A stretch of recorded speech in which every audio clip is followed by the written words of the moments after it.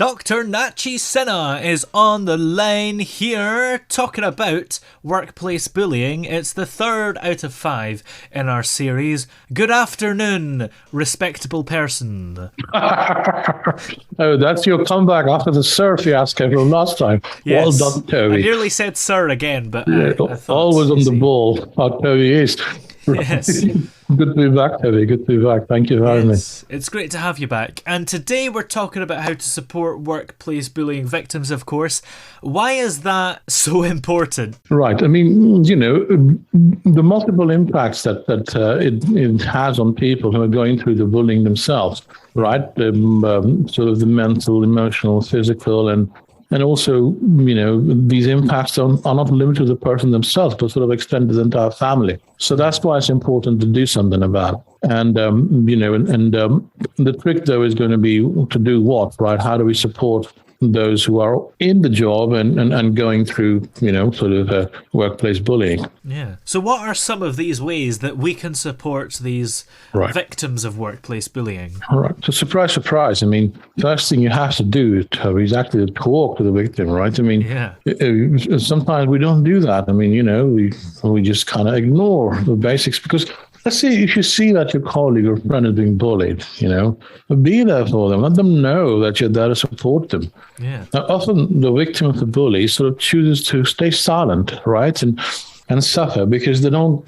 want to create a scene in a sense in that workplace. I mean, so that you'll find they silently endure everything to not sort of strain things with their bosses. But this sort of suffering and accepting bullying, these behaviors are not really acceptable in today's society.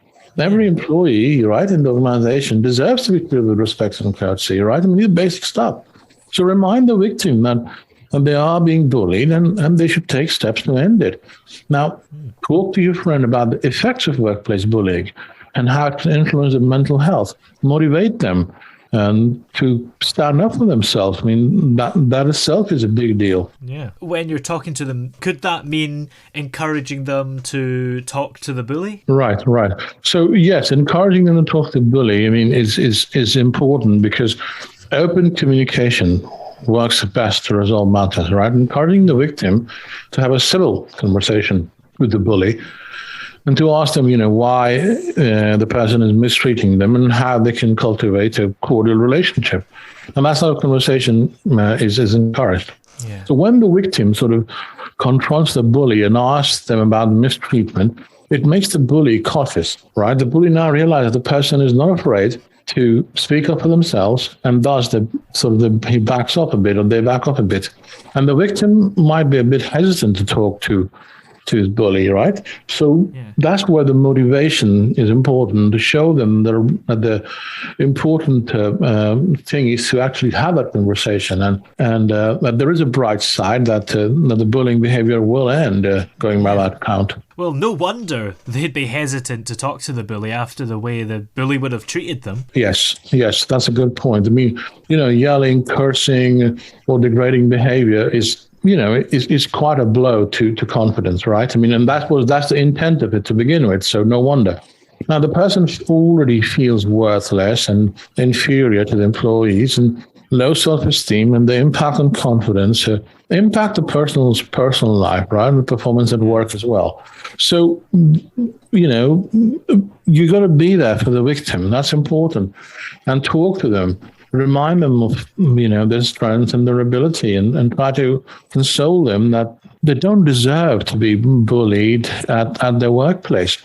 You can even stand up against the bully for them. I mean, that's important too. For example, if a bully cracks a racist joke to target the victim, you shouldn't laugh. Instead, you should challenge the bully. That's not polite and respectful to ridicule someone. So, a lot of small things can add up and make a big difference. Yeah, it's important for the bully to know that their behaviour isn't cool, isn't it? Yes, you're right. I mean, and that's where establishing the boundaries bits become important, right? I mean, a bully continues to sort of irritate and disrespect the first person if he's not, if they're not told to stop. I mean, it's as bizarre as that.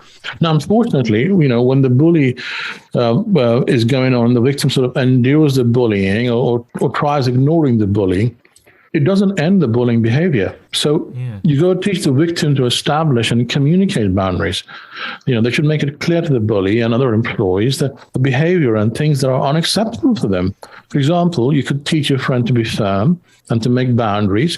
Furthermore, encourage your friend to sort of, share the consequences with the bully. For example, here's my boundary, and this is what I want you to know, and this is what will happen if you don't respect my boundaries. So communicating boundaries and letting people know the consequences helps prevent, disrespectful and hurtful behavior. And it also indicates in the future, if you do end up going to legal court stuff, it kind of indicates that, you did take the basic steps and another person just won't listen to you. Yeah. And what should you do to help them before they go and report it, if they're going to do that? Right.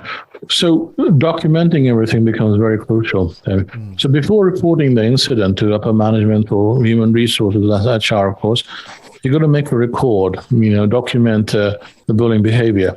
So ask your friend to document the incidents, right? And note down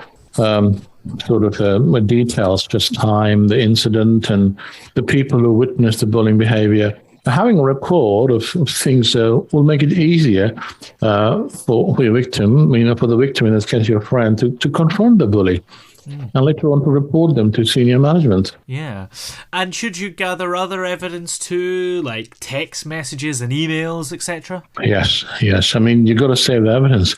So if a co-worker is the constant target of the bully and gets threatened or mocked by them, you must advise your co-worker to sort of play smart, and put the emotions aside, because it's a difficult time. Don't forget that. So every piece of advice you give might be a bit difficult for your friend to follow because they're already so disturbed by the whole thing. So, but ask them to say a threatening or disrespectful message, or email or memo that they receive from the bully.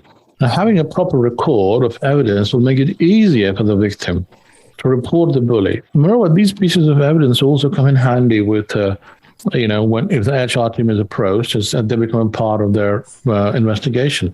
However, you've got to make sure that you and your co-worker are familiar with the company's policy towards bullying behavior and how to report such incidents, right? This goes back to one of the conversations we had in the earlier meetings we had today, where it's important to know what the company's values are and what the rules book state and what the bylaws and so on and so forth is. That's an important point. How strict are companies normally when it comes to their bullying policies? Does it vary? Right. So every organization, has different policies and procedures, right? So for dealing with bullying behavior. And some organizations have a zero tolerance policy for such behavior. And terminate the bully, is that like that? While some organizations are a bit lenient towards policies towards bullies. Before the co-worker, that's why approaches the upper management, they should review the company's policy and reporting, conduct. So help your co-worker by sort of researching and understanding the company's policy against bullying behavior. You got to find the relevant information, the code of conduct, the policies pertaining to reporting incidents. And once you have all this information, proceed with the reporting procedure. Yeah. So could you actually report the bully on the victim's behalf, maybe? Right. That's a great question. You see, the thing is that the bully often threatens the victim about their job, so they don't take any action, right? That's the whole idea. That's where the threats, come from and what purposes. And if you observe that a co-worker is being threatened by a bully, don't hesitate to report to the manager or upper authorities. You can report the incident anonymously or send an email to the supervisor and inform them about the misbehavior you witnessed. Now, attach the evidence or mention the names of other employees who were present at the time of the incident. So now if the co-worker wants to report the bully and talk to the HR team, be there to support them.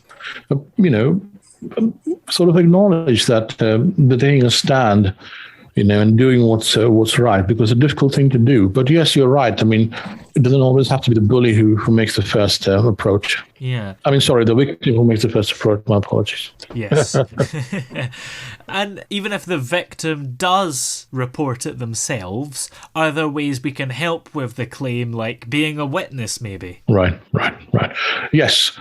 Now, you got to be there for your coworker, right? If a coworker friend needs your support to report the incident or testify on their behalf, So having witnesses and evidence only goes to help the HR team investigating the incident and to reach a final decision, right? I mean, and it helps the co-worker sort of end the bullying behavior. And don't forget that it also improves the general company atmosphere, because if they're bullying your friend, chances are they're bullying others too. So the company also benefits by removing bullies and making the workplace environment, sort of safe and healthy for all the employees.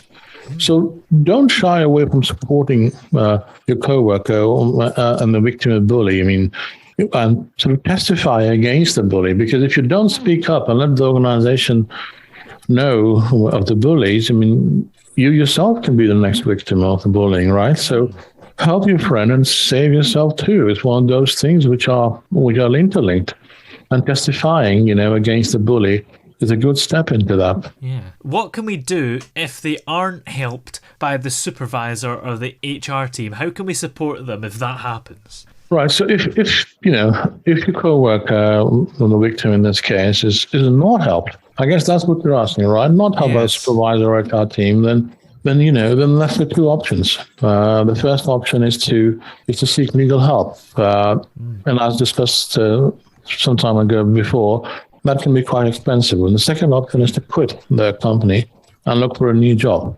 Now, what's important to understand in Toby is that the victim leaves the company to part ways with the bully in most cases. That's what ends up happening. And if a coworker decides to resign, do not force them to stay, Yeah.